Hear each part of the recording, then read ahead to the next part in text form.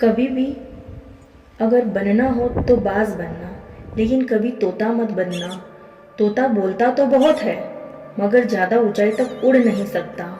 बाज बोलता बहुत कम है लेकिन सबसे ऊंचाई पर उड़ता है और बाकी पक्षियों का राजा होता है एक बाज। आज मैं आपको 5 ऐसे पॉइंट बताऊंगी जो हमें बाज से सीखनी चाहिए। लाइफ की बहुत बड़ी लर्निंग है इन 5 पॉइंट में। पहला पॉइंट, ईगल फ्लाई अलोन। बाज अकेले उड़ता है और बाकी पक्षियों के मुकाबले ऊंचाई पर उड़ता है। बाज अकेले उड़ेगा लेकिन कभी भी चिड़िया और छोटे पक्षी के साथ नहीं उड़ेगा।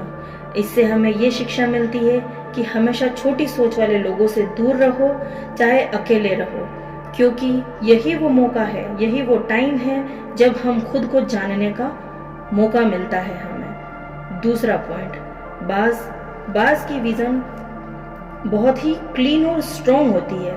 बाज अपने शिकार को 5 किलोमीटर दूर से ही देख लेता है और एक बार जब उसे अपना लक्ष्य दिख जाता है तो उसके बाद रास्ते में कितनी भी मुश्किलें क्यों ना आए, वो अपने लक्ष्य को पाके ही दम लेता है।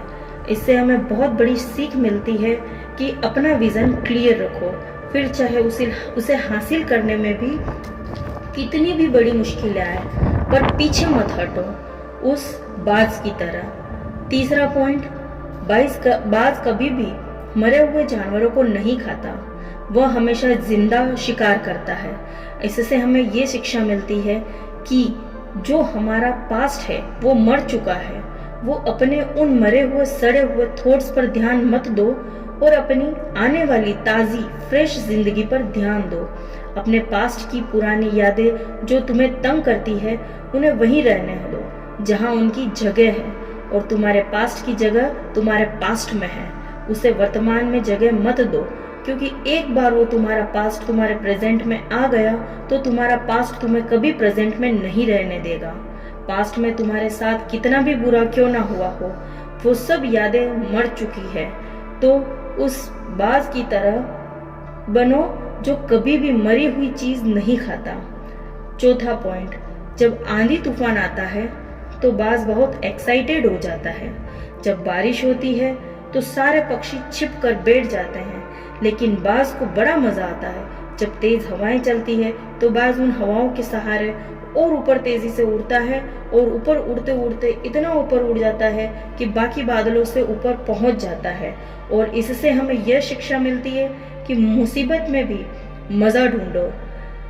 द ग्रेट नेपोलियन हिल ने कहा था कि हर बड़ी चुनौती अपने साथ में एक बहुत बड़ा अवसर लेकर आती है।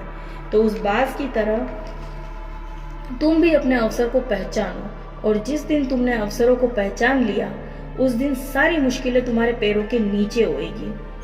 5वां पॉइंट, बाज हमेशा अपने घोंसले से सॉफ्ट घास को निकाल देता है ताकि बाज का जो बच्चा होता है उसमें कंफर्टेबल ना हो सके, क्योंकि अगर वो घोंसले में कंफर्टेबल हो गया तो वहीं रहना पसंद करेगा।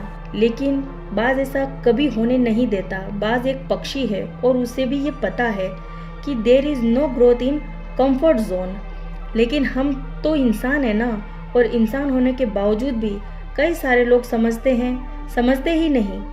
आप जितना ज़्यादा कंफर्ट जोन में रहोगे आपकी लाइफ आने वाले समय में उतनी ही ज़्यादा अनकंफर्टेबल हो जाएगी।